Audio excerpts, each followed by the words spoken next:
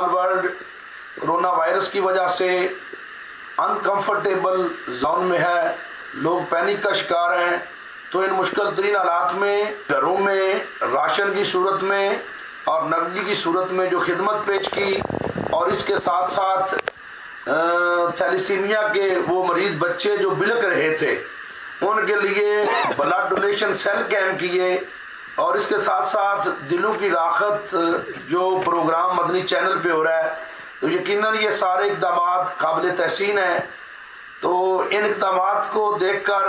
نبی کریم صلی اللہ علیہ وسلم کے اس فرمان پہ نظر جاتی ہے